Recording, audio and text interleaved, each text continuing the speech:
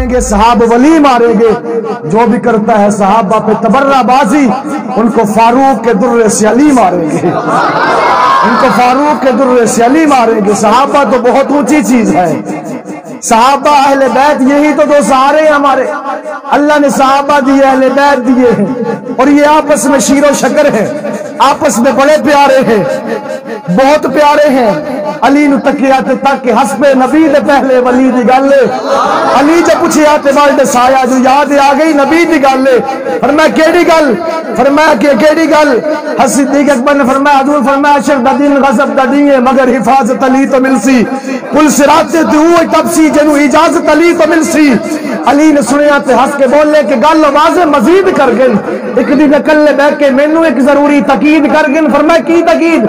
फरमाया कि हजूर फरमाया अली ये तेरी उंगली है मेरी उंगली, अली ये तेरी उंगली है मेरी उंगली, मुनाफिकानू नपण न देवी। अली ये तेरी उंगली है मेरी उंगली, मुनाफिकानू नपण न देवी। जेड़ा न मन्ने अबू बकर नू तो उसनु पुल तो टप्पण न देवी।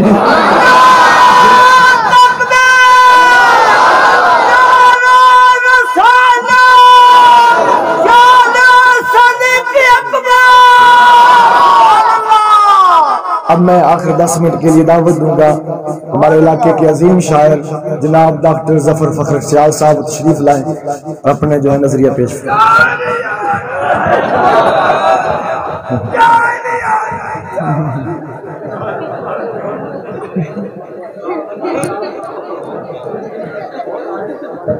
बस खामोश हो, दोषी पंडित।